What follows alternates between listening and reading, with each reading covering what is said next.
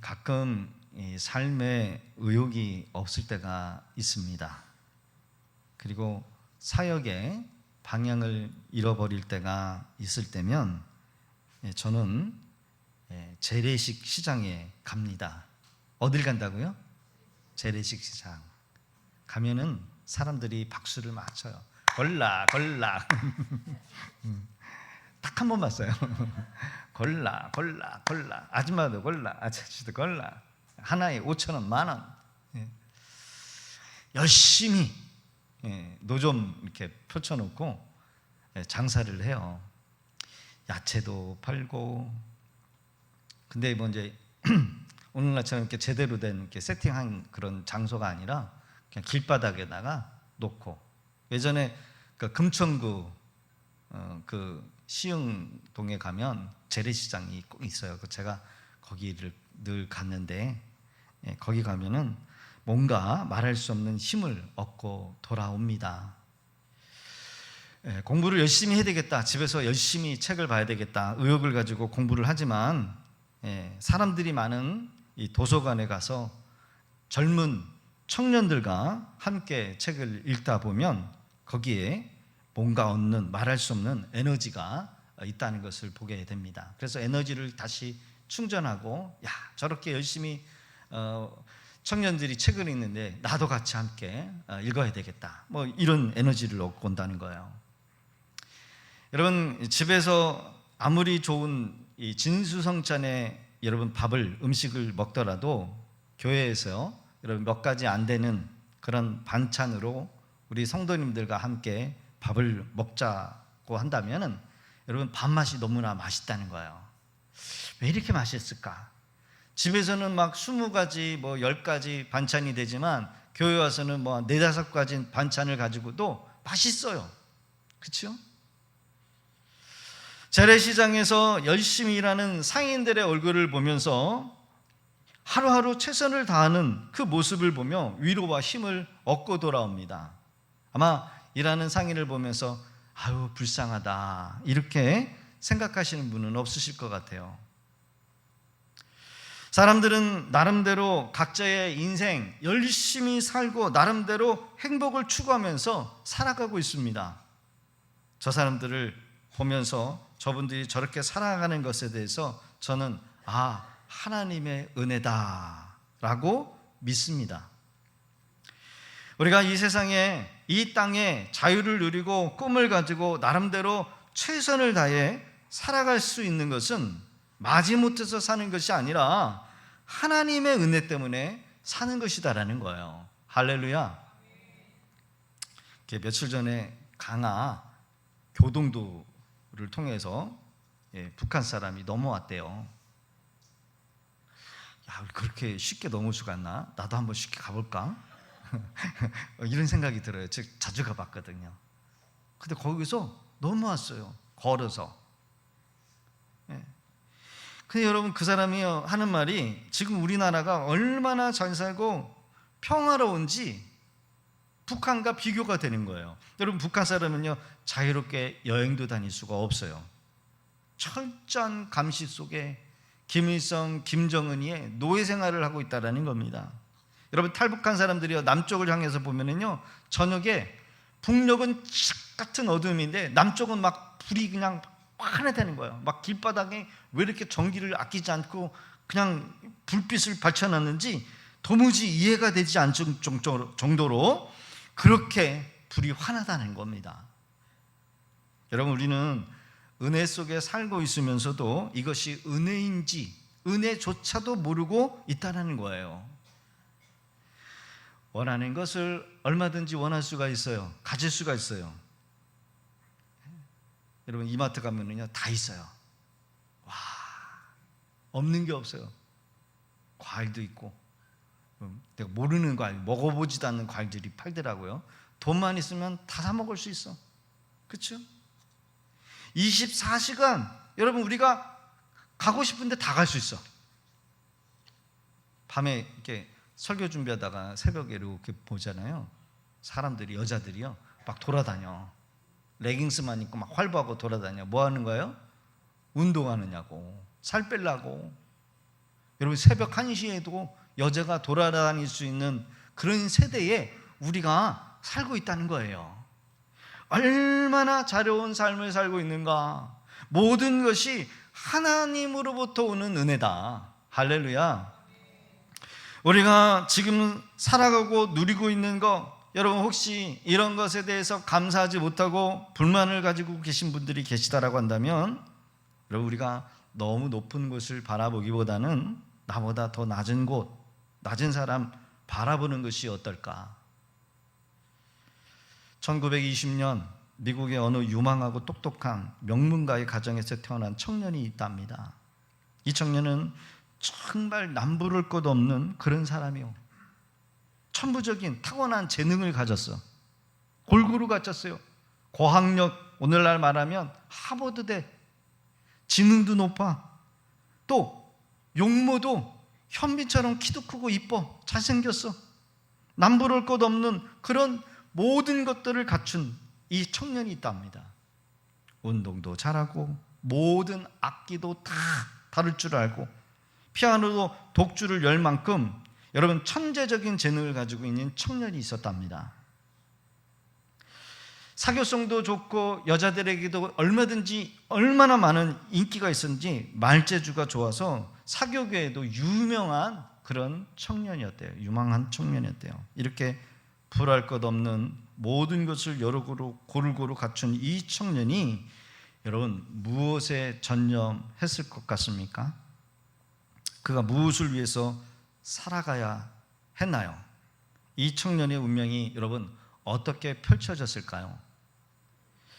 그런데 여러분 정말 어이없게 이 청년은 어떤 사람이었느냐? 남의 귀한 물건을 도둑질하는 유명한 도둑놈이 되고 말아요. 귀한 보석을 훔치는 도둑놈. 아무도 이 명성 높은 유명 인사 뒤에 이런 몹쓸 짓이나 하고 다니는 사람이라는 것을 누구도 상상하지 못했다라는 거예요. 오랫동안 이 청년은 보석을 도둑질하면서 유족하게 사교계에 살아왔습니다. 결국 이 도둑질을 끊지 못해서 꼬리가 너무나 길어가지고 붙잡히게 되었답니다. 근데 그가 너무나도 많은 범죄를 저질렀기에, 그리고 지능적인 수법이었기에 법원에서 판결을 내렸는데 큰 벌을 받게 되어요. 무려 징역 20년형을 여러분 받아서 그의 젊은 3분의 1을 감옥에서 보내고 나오게 됩니다. 나이가 들어서 출소를 하게 되었을 때 그가 남긴 그 말이 유명하는데, 이분이 이렇게 얘기를 해요. 나는 보석을 훔친 것이 아니라 나에게서 내게 가장 큰 재산인 시간과 능력과 인생을 훔쳤습니다 라고 하는 말을 남겨서 많은 사람들에게 중요한 교훈을 주었습니다. 1920년 미국의 유명한 도둑 아더 베리의 이야기예요. 아더 베리, 자신의 능력, 자신의 재능, 자신이 가지고 있는 그 탁월한 모든 것을 가지고 좋은 곳, 옳은 곳에 재능을 사용했다라고 한다면 아마 성공적인 사업가나 아니 사회에 큰 공헌하는 그런 사람이 되지 않았을까. 근데 여러분 이 청년이요, 고작 생각했던 것들이, 고작 집중했던 것이 뭐냐면 자신의 그러한 탁월한 재능을 가지고 남의 물건이나 탐하고 훔치는 도둑놈으로 살았다는 게 문제라는 거예요. 우리 교회에서 유일하게 저와 관계를 맺어서 선교하고 있는 우리 김성근 선교사님은 키도 크고 악기를 다 다뤄요. 악기. 그 사모님도 악기를 다 다뤄요. 우리 가끔 오시잖아요. 그래서 말씀도 전해주시고, 그 김성근 선교사님 키도 크고 악기도 잘 다루고 못하는 게 없어요. 컴퓨터도 저보다 더 잘 다뤄서 더 잘해요. 목회도 잘하고 설교도 잘하고 다 잘해. 근데 단점이 하나가 아니라 머리가 벗겨졌다는 사실. 그래서 가발을 쓰셔요. 여러분 그거 모르셨죠? 키도 현빈처럼 크고 악기도 다루고 아들 딸도 다 있고 목회도 잘하고 선교도 잘하고. 근데 여러분 뭐가 있다는 거예요. 오늘 우리는 너무 높은 사람들을 바라보면서 비교하고 열등의식에 사로잡혀서 지금 내가 누리고 있는 것, 정말 감사해야 될 것, 받은 은혜를 깨닫지 못하면서 살아가고 있지 않은가 살펴야 합니다. 오늘 본문 이 고린도 후서 6장의 말씀은 그런 의미에서 이 고린도 성도들에게 하나님으로부터 받은 여러분들의 그 구원의 은혜가 율법의 행위로서 얻어지는 것이 아니라 하나님이 너희들에게 거저 주신 은혜 때문에 우리가 구원받았다라는 그 한 가지 사실을 반드시 다시 한번 상기시켜주고 있다는 거예요. 본문을 기록한 바울 사도는 선교 2차 여행 중에 이 고린도 교회를 세우게 됩니다.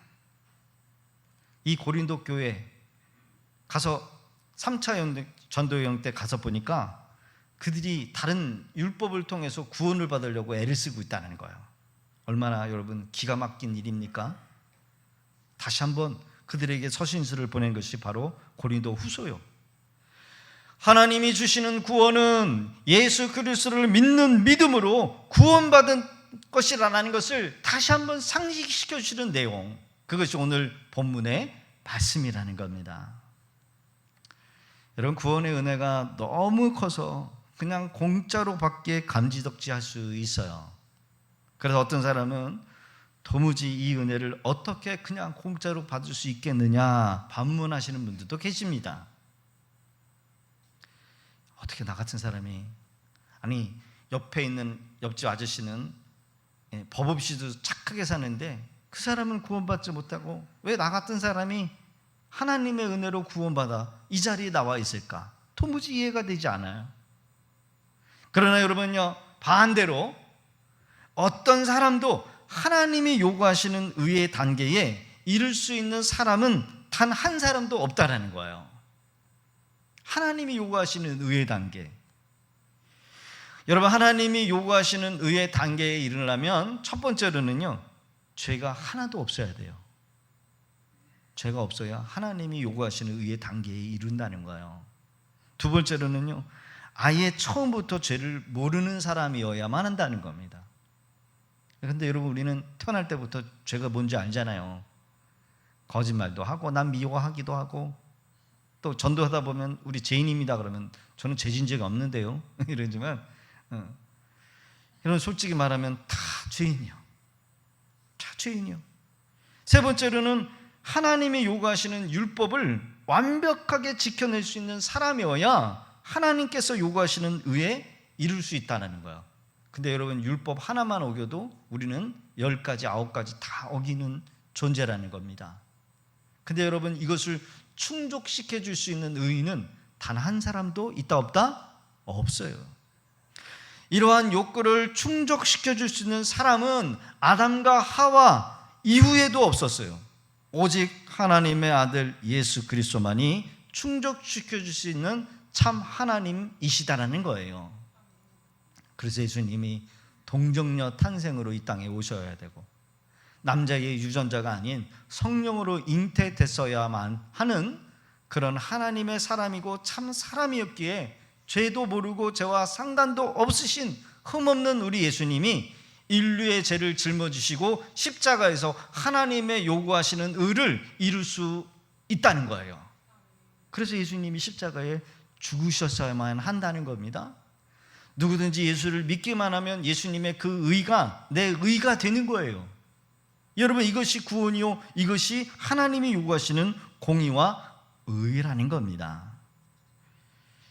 그러기에 하나님이 우리에게 주시는 구원은 오직 은혜로 얻어지는 거예요. 은혜로 얻어지는 거. 한 것도 없는데 거저 주는 선물, 이것은 예수님을 믿는 자에게 주어지는 은혜인 줄로 믿습니다. 사람의 어떤 행위나 요구에 얻어지는 것이 아니에요.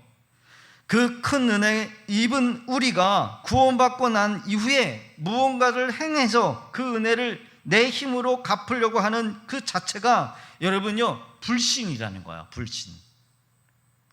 은혜를 베풀어 주신 이를 무시하는 행위일 뿐이라는 겁니다. 여러분, 누가 선물을 주는데 이거 얼마예요? 하고 나는 돈을 지불을 한다라고 한다면 그 선물 주는 사람 기분 나쁘지요. 아니 나는 기껏해서 생각해가지고 정성을 들여가지고 포장을 해가지고 선물을 주는데 그 사람 이거 얼마냐고 그러면 대가를 지불을 한다라고 한다면 기분 나쁜 거예요. 여러분 선물 주는 사람, 선물 받는 사람 어떤 마음 가져야 됩니까? 그냥 감사함으로 받으면 되는 거예요. 감사합니다. 나는 왜 주는지 모르지만 무조건 주면 그냥 감사하면 받으면 되는 거예요. 맞지요? 맞아요. 오히려 돈으로 보답하려고 하거나 그 선물 준 사람을 위해서 뭔가 행위를 한다는 그 자체는 여러분 그 사람을 무시하는 거예요. 멸시하는 거예요. 예수님의 십자가의 공로를 허무는 행위일 뿐이라는 겁니다. 예수 안에 있는 모든 성도는 하나님의 은혜 안에 사는 사람들이에요. 다시 예수 안에 있는 모든 성도는 하나님의 은혜 안에 사는 사람들입니다. 할렐루야. 그래서 은혜를 보면 값없이 주는 하나님의 선물, 헬라어로 카리스라고 하더라. 카리스. 조건 없이 베푸는 하나님의 선물. 조건이 없어요. 이 사람이 잘나서 이뻐서 똑똑해서 면문가라서 착한 행실을 해서 하나님이 구원을 주시는 것이 아니라 그냥 길 가다가 그냥 주는 거래요. 은혜를 주는 거래요. 그래서 은혜는 하나님이 주시는 거예요. 저와 여러분들은 하나님의 은혜를 입은 사람인 줄로 믿습니다. 고린도후서 1장 우리가 하나님과 함께 일하는 자로서 너희를 권하노니, 하나님의 일꾼이 하나님과 일을 하는데 뭐라고 얘기냐면 하나님의 은혜를 헛되이 받지 마라. 하나님이 주시는 이 은혜를 헛되이 받지 마라. 헛되게 생각하지 말고 가볍게 생각하지 마라.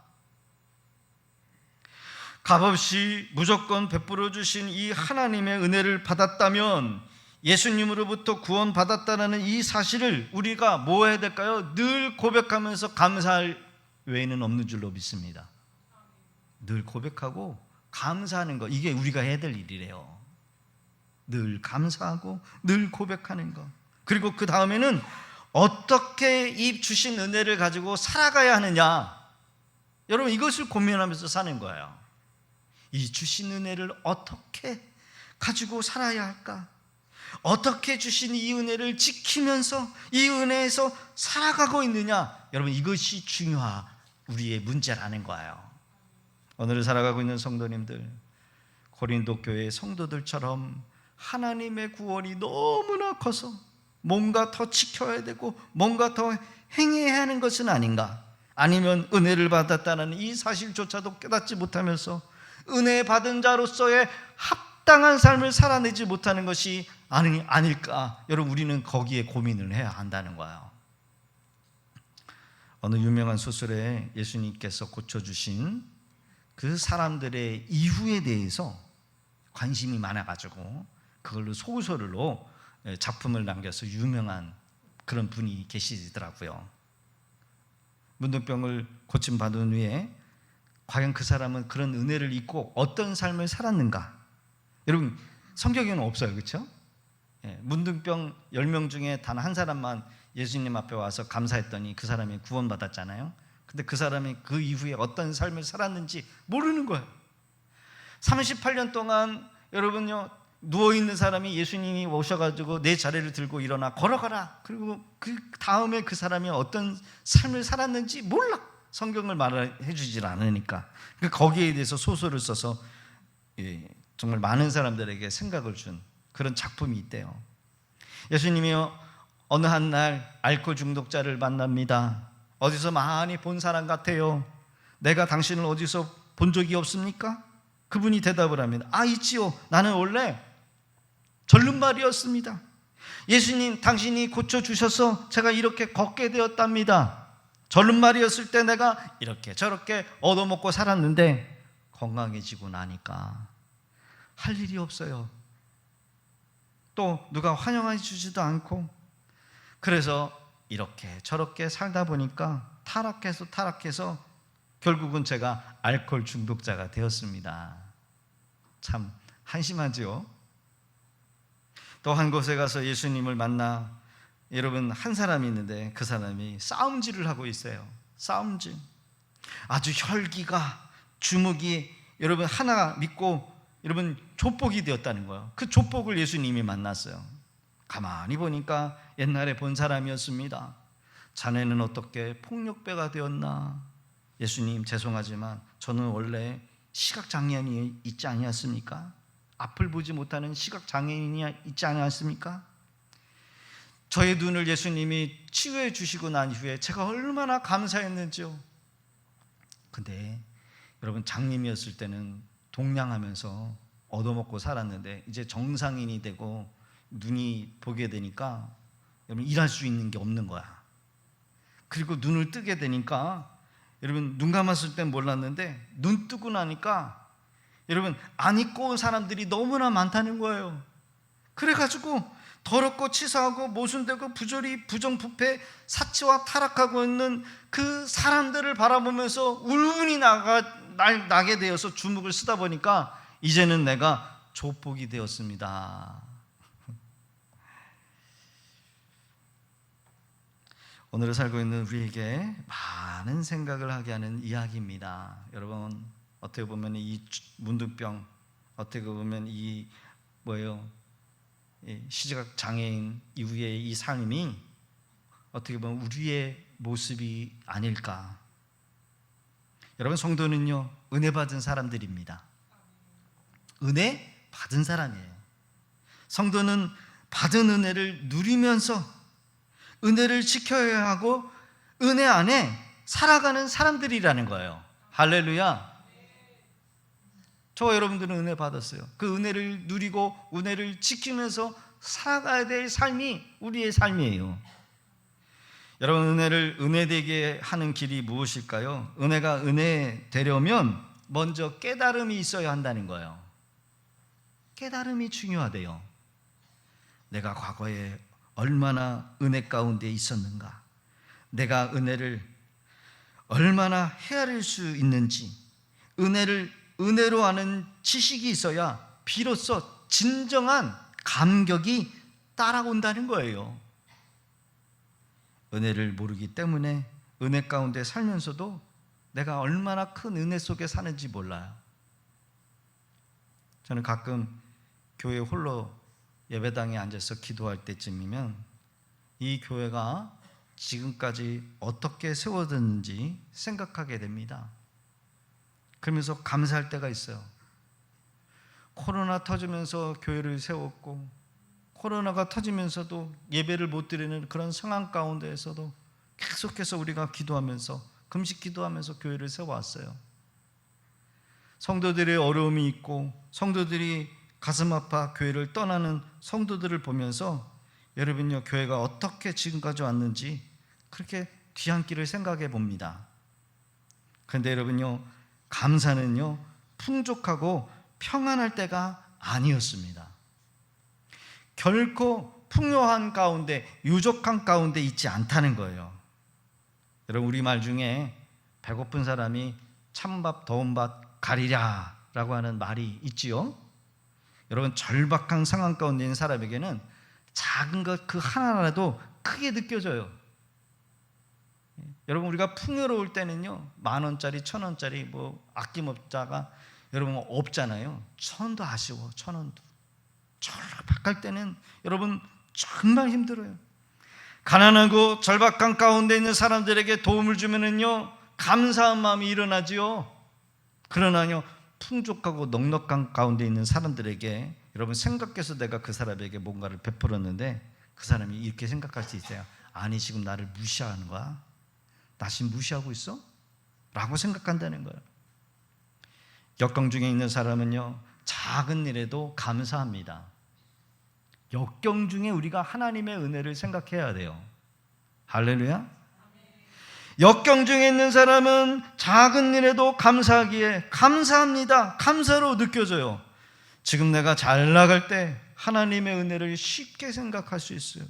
은혜 받는 자리를 쉽게 생각할 수 있어요. 그러나 절박한 상황일 때는 달라집니다. 이때 누군가가 다가와서 목사님 내가 기도하고 있습니다 라고 하면은 걱정하지 마세요 라고 하는 그 한마디가 은혜가 돼요. 은혜가. 근데 여러분 잘 나갈 때는요 그 소리가 들어오지 않아요. 아니 당연히 기도해야 하는 거 아니야? 당연히 기도하고 있어야 되는 거 아니야? 여러분 이렇게 생각할 수 있어요. 그러게 우리는 날마다 어려운 가운데 있을지라도 풍요로운 가운데 있어도 그 자체가 하나님의 은혜다라는 사실을 깨닫고 고백해야 될 줄로 믿습니다. 우리 성도님들이요, 은혜가 떨어지면요 어떻게 돌변하는 줄 아십니까? 판사와 검사로 바뀌어요. 좋은 걸까요? 우리 성도님들이 은혜가 떨어지면, 보세요 여러분, 내가 은혜가 떨어지면 판사가 되고 검사가 된다는 거야. 무슨 말이에요? 남을 정죄하고 판단하고 남의 죄를 들춰내기 위하여 혈안이 되어 있다는 거예요. 남의 잘못한 거, 실수. 그래서 판사가 검사가 돼요. 남의 실수, 남의 연약함, 남의 여러분 그 죄를 정죄하고 심판하는 판사, 검사가 된다는 거예요. 근데 여러분 우리 성도님들이 은혜 받으면은요, 여러분요 변호사가 돼요. 변호사.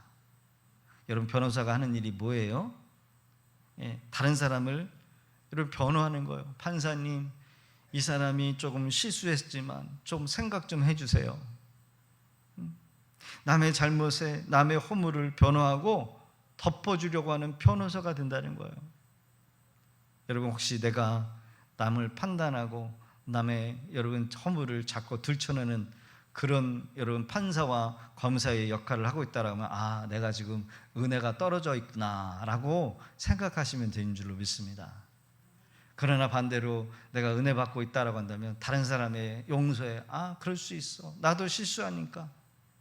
여러분 이것이 은혜 받는 사람의 모습이라는 겁니다. 내가 은혜 받으면 내가 하나님으로부터 얼마나 큰 죄인이었는지, 감당할 수 없는 죄 용서 받았는지를 깨닫게 되어요. 그래서 은혜가 충만하면 나 자신이 1만 달란트 탕감받은 사람이었다라는 사실을 깨닫게 되어요. 은혜 받으면 뽕나무에 올라갔던 그 세리 삭개오가 바로 나였다라는 사실을 보게 됩니다. 돈밖에 모르고 자기밖에 모르고 돈이 최고라고 생각해서 돈을 움켜줬던 그 세리 삭개오가 아, 바로 나였구나. 그러게 주님이 말씀하십니다. 은혜를 헛되이 받지 말라는 거예요. 고린도후서 6장 1절의 후반절에 보면 하나님의 은혜를 헛되이 받지 마라. 헛되이 받지 마라. 예배라고 하는 것은 구원받은 성도의 표현입니다. 여러분 길 가는 사람, 여러분 예수 모르는 사람은 절대 예배 드릴 수가 없어요. 예배란 구원받은 성도의 뭐예요? 표현. 무슨 표현입니까? 감사의 표현이에요. 따라해봅시다. 구원받은 성도의 표현은 예배입니다. 예배가 감사의 표현이에요. 하나님 감사합니다. 그래서 우리가 이 예배에 모이는 거래요. 은혜 받았으니 감사합니다. 용서 받았으니 감격해서 만족합니다. 이게 예배예요. 예배에 올라올 때 여러분들은 할 게 아무것도 없어요. 이미 구원 받았으니까 할 게 전혀 없다. 무슨 말입니까? 이후에 우리가 더 구원받기 위해서 우리가 하나님 앞에 뭔가를 할 이유가 없다는 거예요. 우리가 할 게 뭘까요? 우리가 딱 할 게 하나가 있는데 그건 뭐냐면 믿는 겁니다. 믿는 거예요. 예수님 잘 믿으면 이것이 주님의 일을 하는 것이고, 예수님 잘 믿은 것, 이게 바로 예배예요. 우리가 믿음으로 주님의 은혜를 누릴 수 있기 때문에 잘 믿는 것이 여러분 중요한 거예요. 따라합시다. 믿는 것이 주님의 일을 하는 것입니다. 할렐루야. 여러분 믿음이 없으면 은혜를 줘도 못 누려요. 믿음이 있어야 돼요. 그러니까 믿음이 중요한 거예요. 우리가 주님을 위하여 뭔가 열심히 일을 하려고 애를 쓰지만 더더욱 중요한 것은 잘 믿는 것, 이것이 하나님의 은혜를 누리는 것이다. 여러분 믿는 것만큼 일해요. 교회의 일은 누가 일하느냐? 돈 많은 사람이 일을 하는 게 아니고요, 재능 많은 사람이 일하는 게 아니라 믿음 있는 사람이 주님의 일을 해요. 맞죠? 그요, 믿음 없으면요 못해요. 헌신도 못하고 봉사도 못해요. 믿음 없으면. 믿음만큼 일이 나와요. 믿는 것만큼 은혜가 내 것이 되어요. 맞죠? 내가 믿느냐? 내 믿음대로 될지라. 네가 믿으면 되고 믿지 않으면 안 된다는 거예요. 그러니까 여러분, 믿는 것만큼 그 은혜가 내 거가 되는 거예요. 믿으십니까? 맞아요. 누가 그러더라고요. 이 설교 한 편이 1,000,000원짜리 설교라고 말씀하신 분이 있어요. 그러면 여러분, 그분에게는 1,000,000원짜리 설교가 되는 거예요. 어떤 사람에게는 이거 뭐 매주 똑같은 설교지. 여러분, 그렇게 생각하는 사람에게는 여러분 은혜가 달라. 은혜가 달라. 바울 사도는 헛되이 은혜 받지 말라고 한 것이 바로 여기에 이유가 있는 거예요. 우리가 거저받은 이 은혜에 뭔가 감사하려고 공사 치료를 하지 말라는 겁니다. 그저 주 안에서 감사하는 것 믿고, 나도 용서받았기에 옆에 있는 우리 지체 용서하면서 살라는 겁니다. 여러분, 은혜에 대한 보답은 기쁨이래요. 내가 은혜 받았다? 그럼 뭐 해야 돼요? 기뻐하라는 거예요. 맞죠? 여러분, 길 가다가 로또 복권 당첨된 거 주웠어. 슬퍼해야 돼요? 기뻐해야 돼요? 저는 슬퍼할 거예요. 왜냐하면 요즘에 로또 복권 주워도 그거 내 거 아니야. 괜히 가졌다가는 쇠고랑차 주인 찾아줘야 돼. 맞죠? 뭐 옛날 같았으면 하늘에서 돈보따리가 떨어지기를 바라는데, 이런 요즘에 돈보따리 그거 주웠다가는 또 큰일 나.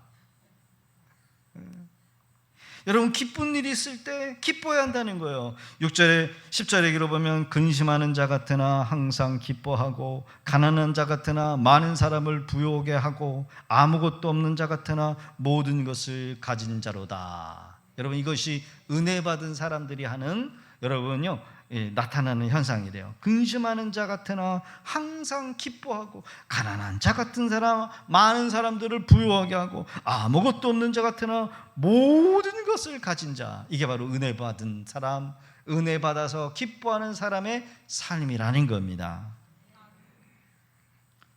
오늘 저녁부터 저희 교회에 부흥 집회가 시작합니다. 제가 2010년 때부터 이 강사님을 보았어요. 근데 인생이 하나님의 여정이었다. 오늘 그 주제 말씀처럼, 인생, 내 인생은 하나님의 역사다. 진짜 이 다른 그 부흥 강사님들을 보면은 뭐 그런 얘기 있더라고요. 짜고 친다고, 목사님이 성도님들 저 하려고 짜고 친다고 그러는데, 저는 이분을 개인적으로 만난 적도 없어요. 식사한 적도 없어요. 이분의 일생을 간증을 제가 이렇게 쭉 들으면서 언젠가 한번 꼭 우리 교회에 모시고 싶어서 우리 성도들과 함께 은혜 받고 은혜 나눴으면 좋겠다라고 하는 그런 심정으로 기도하다가 그냥 소망만 했어요. 소망만. 이분 언젠가 한번 내가 처음이자 마지막으로 좀 진짜 모셔서 우리 성도님들 진짜 얼굴 보면서 대면해가지고 은혜 받게 하고 싶다. 근데 그 소원이 이루어졌어요. 저는 그냥 생각만 하고 그냥 강단에서 선포만 했는데, 우리 박원숙 사모가 좀 극성이잖아요. 그냥 전화해가지고 근데 전화가 안 되는 거야. 이 강사가 워낙 유명하신 분이라서 3년 동안 스케줄이 그냥 달달이 꽉꽉 찼어. 그래가지고 어디 비집고 들어갈 틈도 없어요. 틈도 없어. 근데 그런 가운데 우리 사모님이 포기하지 않고 그분 그 남편한테 카톡을 막 날린 거야. 근데 카톡이 안 봐. 3일 동안 안 봐서 포기하는 줄 알았는데, 그래도 포기하지 않고 계속해서 카톡을 날렸더니 그 남자 전도사님에게 이렇게 카톡이 돼가지고 대화가 되고, 우리 교회가 이렇간 가운데 이렇게 세워졌는데 우리 목사님이 강단에서 마지막 죽기 전에 그런 말은 안 했지만 그런 심정으로 당신을 모시고 싶다 그랬더니 그러냐고. 그래가지고 연결이 돼서 우리 교회에, 그것도 여러분 8월 10일 날 제일 더운 날, 여러분들이 지금 여행 휴가 떠나야 될 이 귀한 시간에 여러분 쪼개가지고 여기다 집어넣어가지고 여러분 이분을 모시게 된 거예요. 할렐루야. 여러분, 한국교회 부흥성장에는 성령 충만함 받은 그 부흥 강사들이 있었어요. 그러나 요 사이에 달리 60년대 70년대의 부흥성에는 성령의 강한 역사가 나타났어요. 원고도 없이, 그렇다고 좋은 음향의 시설도 있는 것도 아니었고, 달병가도 아닌 강사 목사님들이 기본적으로 여러분 2-3시간을 말씀을 전해요. 옛날에는요 일주일씩 했어요. 새벽 예배도 있고요, 오전 10시부터 있고요, 또 저녁 집회가 이렇게 있었는데 요즘 그렇게 하면 욕먹어. 그래가지고 저녁에만 해요. 저녁에만. 저녁 7시부터 10시까지. 제가 10시 반까지 해달라고 했는데 힘들어서 못하나 봐요. 그래서 10시까지만 해주신다는 거야. 그러니까 대신 새벽 예배는 없습니다. 부흥의 첫날 1시간부터 여러분들이 앞자리에 오셔가지고 기도하고 찬양으로 준비하시면서 여러분 말씀 전하는 그 말씀에 여러분 은혜 받으실 수 있기를 바랍니다. 옛날에 부흥 강사들이 무슨 말을 해도 그냥 성도님들은 순수해서 아멘 아멘 하고, 회개하라 그러면 회개하고, 죄를 자복하라 그러면 다 자복하면서 은혜를 받았잖아요. 그때는 여러분 이렇게 좋은 시설도 없었어요. 선풍기도 없었고 에어컨도 없었고, 여러분 배고프고 춥고 힘들었을 때지만 여러분 성령의 강한 은혜가 얼마나 충만하게 내렸는지. 요즘에는요 너무나 잘 먹고 등 따뜻하고 배불러가지고 여러분 은혜를 별로 사모하지 않는데요. 요즘에 유튜브에 다 여러분 강사진들이 다 여러분 할 말 다 들어있기 때문에 왜 더워 죽겠는데 교회 나와가지고 그러냐고 이러신 분들도 계실 수 있지만, 여러분 우리 교회에 향한, 우리 교회에 한 우리 성도님들에게 주신 메시지가 있기에 이번에는 제가 유튜브 생중계를 밴드에다만 올려놓고 제가 외부로는 유출시키지 않도록 하겠습니다. 왜냐하면 강사님이 그렇게 얘기를 하시더라고요. 그래서 우리 교회에 향한 메시지예요. 여러분들이 유튜브에서 다 보고 오셨더라도 우리 교회에 향한 분명한 메시지가 여러분 있다라고 생각하시면서 은혜를 사모하실 수 있기를 바랍니다. 할렐루야. 어느 시대나 어떤 상황에 하나님의 은혜는 끊임없이 추구해야 한다는 거예요. 사모하는 만큼 은혜가 내 것이 되는 거예요. 함께 이 집회를 위해서 끼금식하면서 준비하신 분들도 분명히 계시고요. 역대 우리나라의 부흥 집회를 보면 많은 은혜가 이 강사들을 통해서 내려왔는데, 분명한 사실은 여러분들이 어떠한 문제를 들고 여러분 오늘 이 집회에 참여하시든 여러분 이 집회 때마다 하나님께서 문제를 해결해 주실 것이고, 여러분 큰 은혜와 축복을 받는 귀한 시간 되시기를 주의 이름으로 부탁드립니다. 여러분 이분은 한국에서도 유명하시고 우리 합동 측에서도 정말 여러분 인정하시는 분이십니다. 이분을 통해서 우리의 인생, 그리고 하나님이 그 사람을 통해서 어떻게 하나님이 역사하고 어떻게 하나님이 하셨는지 여러분 큰 은혜 받으실 수 있기를 바랍니다. 고린도후서 6장 2절 우리 같이 한번 읽어볼까요? 시작. 이르시되 내가 은혜 베풀 때 너에게 듣고 구원의 날에 너를 도왔다 하셨으니 보라 지금은 은혜 받을 만한 때요 보라 지금은 구원의 날이로다. 할렐루야. 이번 집회 처음부터 끝까지 잘 참여하셔서 건강의 문제도 해결받으시고 사업의 문제도 일어나게 하시고 관계의 문제, 여러분들의 풀리지 않는 영적인 문제가 여러분 해결받는 귀한 시간 되시기를 주의 이름으로 축복합니다. 은혜는 표현할 때 은혜가 극치가 된대요. 표현할 때 원망과 불평으로 표현했던 이스라엘 백성들, 여러분 그 결과적으로 땅바닥에서 불뱀이 올라와서 그들을 죽였어요. 그러나 여러분 은혜를 표현할 때 은혜가 극치가 된다는 거예요. 감사할 때 은혜도 마찬가지로 하나님께서 표현할 때 우리에게 더 큰 은혜를 부어주신다는 말입니다. 구원받은 성도가 해야 될 일이 무엇일까요? 이 은혜의 날, 은혜의 때를 부지런히 우리가 알리라는 겁니다. 언젠간 이 은혜의 날이 끝이에요. 은혜의 날이 오지 않습니다. 구원의 날도 분명하게 여러분 끝이 옵니다. 지금 우리가 살아가고 있는 여기 이 시대, 이 시간은 은혜의 날이에요. 그러기에 여러분 은혜 받는 이 시간 여러분 다른 날로 바꾸지 마시고 믿음으로 끝까지 승리해 나가는 그런 우리 믿음의 성도님들 다 되실 수 있기를 주의 이름으로 축복합니다. 이 시간 우리 함께 주여 한번 외치시고 함께 통성으로 기도합니다.